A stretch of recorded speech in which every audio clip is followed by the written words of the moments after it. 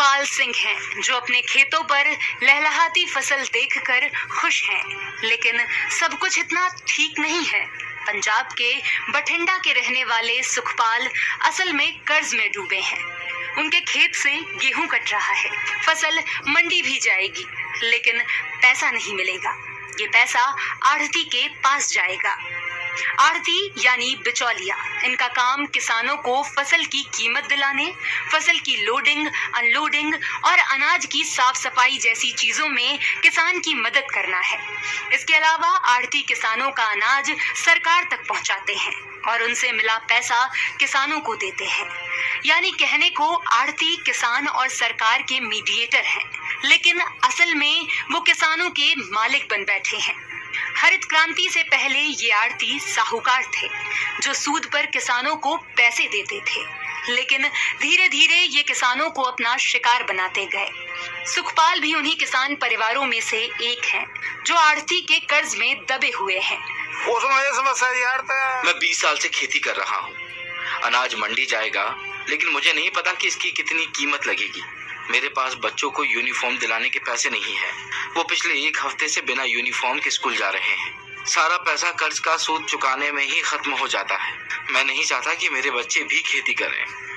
साल 1989 से 2009 के बीच 2 दशक में आढ़तियों ने कुल 6,400 करोड़ रुपए कमाए, यानी सालाना 306 करोड़ रुपए।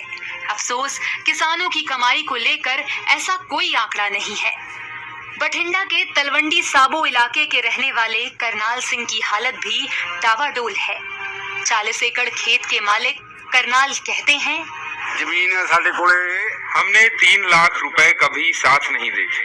सारा पैसा कर्ज चुकाने में खत्म हो जाता है। फसल खराब हो, उसमें कीड़े पड़े, तो वो मेरी चिंता है, लेकिन मंडी पहुंचते ही आढ़ती को उस पर कमीशन मिल जाता है। मेरे पास पैसे नहीं है, इसलिए मुझे उसके यहाँ से ही दवाइयाँ और बीज लेना होगा। इसके पैसे वो अगली फसल के पैसे में काट लेगा।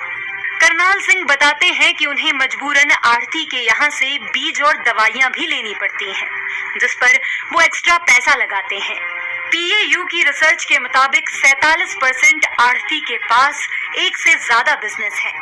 22% आढ़तियों के पास ग्रोसरी शॉप, 17% आढ़तियों के पास कीटनाशक, खाद की दुकान और 16% आढ़तियों के पास राइस मिल और प्रॉपर्टी डीलिंग सहित कई धंधे हैं। यानी आढ़ती एक तरफ जरूरतें पूरी करते हैं और दूसरी तरफ किसानों को कर्ज के जाल में फंसा देते हैं। कानूनन किसान पर ऐसी कोई बाध्यता नहीं है कि वो उसी आढ़ती को हर साल फसल बेचे, लेकिन 44% किसान पिछली कई पीढ़ियों से एक ही आढ़ती को अनाज बेच रहे हैं, क्योंकि आढ़तियों ने किसानों को कर्ज के जाल में फंसा दिया है। यही हाल जोगिंदर सिंह का भी है, हालांकि वो मानते हैं कि आढ़तियों को नहीं हटाया जा सकता। मतलब जरा लोन है ना, बीते 40 साल से मेरी स्थिति में कुछ नहीं बदला। मैं सिवाय अपना पेट पालने के कुछ नहीं कर पाया, लेकिन आढ़ती और किसान का रिश्ता नाखून और मांस जैसा है। इसे अलग नहीं कर सकते। जरूरत पड़ने पर यही आढ़ती हमारे काम आते हैं। जोगिंदर नहीं बताते हैं कि उन पर कितना कर्ज है, लेकिन वो बच्चों को ना पढ़ा पाने का दुख जरूर जाहिर करते हैं। हम पैसे आढ़ती के पास जमा है, हम बच्चे नहीं पढ़ा पा रहे, किताब लेने के पैसे नहीं है, उनका एडमिशन तक नहीं करा पा रहे। किसानों की कहानी जानने के बाद हमारी मुलाकात आढ़ती पवन सोनी से हुई, जिनके पिता भी आढ़ती थे। कैमरे पर न आने की शर्त पर पवन ने आढ़तियों का पक्ष रखते हुए बैंकिंग सिस्टम पर सवाल उठाए। किसान के लिए बैंक जाकर लोन लेना मुश्किल होता है, उन्हें डॉक्यूमेंट वेरीफाई कराने में दिक्कत होती है। हम लोग तो उनकी मदद करते हैं। कर्ज पर ब्याज बहुत कम होता है। कई बार फसल खराब होती है तो हम उनकी तकलीफ समझते हैं और अगली फसल आने पर पैसे लेते हैं, यहाँ तक कि उन्हें खाद बीज भी देते हैं।